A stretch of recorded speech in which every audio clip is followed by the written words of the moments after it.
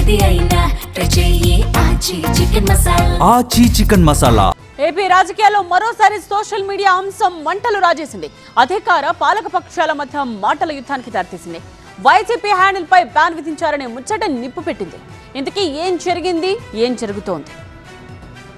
Social media centric గా ఏపీలో మరోసారి పొలిటికల్ వార్ మొదలైంది. వైసీపీ సోషల్ మీడియా ఖాతాలపై ఆంక్షలు పెట్టడాన్ని తీవ్రంగా తప్పుపట్టారు మాజీ ముఖ్యమంత్రి జగన్. ఇన్స్టా, ఫేస్బుక్ అకౌంట్లపై ఆంక్షలు సరికాదంటూ ఎక్స్ వేదికగా అభ్యంతరం వ్యక్తం చేసిన జగన్ ప్రతిపక్షాన్ని ప్రభుత్వం అణచివేస్తోందని ఆరోపించారు. ఇప్పటికే వైసీపీ ఇన్స్టా ఖాతాను తొలగించారని, ఇప్పుడు వైసీపీ ఫేస్బుక్ పేజీని నిలుపుదల చేశారని ఆగ్రహం వ్యక్తం చేశారు. సేవ్ డెమోక్రసీ హ్యాష్ ట్యాగ్ తో కేంద్ర మంత్రులు అమిత్ షా, అశ్విని వైష్ణవులతో పాటు పీఎంఓ, కేంద్ర సమాచార శాఖ మెటాల్ను ట్యాగ్ చేశారు. వైసీపీ సోషల్ మీడియాపై ఆంక్షలు అప్రజాస్వామికమన్నారు మాజీ మంత్రి అంబటి రాంబాబు. లోకేష్ యూట్యూబ్ ఛానళ్లతో తమపై దాడి చేయిస్తున్నారన్న అంబటి ప్రభుత్వ ఆంక్షలపై న్యాయ పోరాటం చేస్తామన్నారు.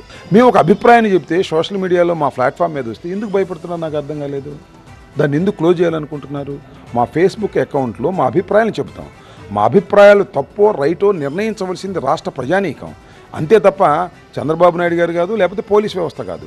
పోలీస్ వ్యవస్థ చేత కంప్లైంట్ ఇప్పించి మా అకౌంట్స్ను క్లోజ్ చేసేటటువంటి దీనస్థితికి ఎందుకు తెలుగుదేశం పార్టీ దిగజారిపోయింది అంటే వాళ్ళు భయపడుతున్నారు.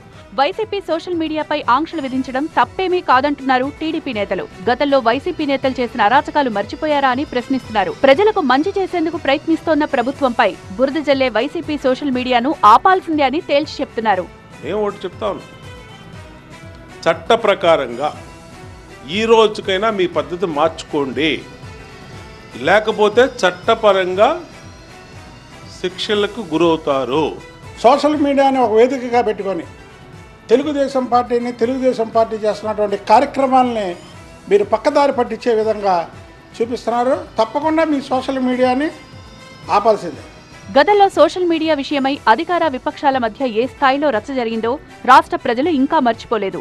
ఇప్పుడు మరోసారి అదే అంశం అగ్గి రాజేయడం మున్ముందు రాజకీయంగా ఏం జరగబోతోందనే ఉత్కంఠకు కారణమవుతోంది.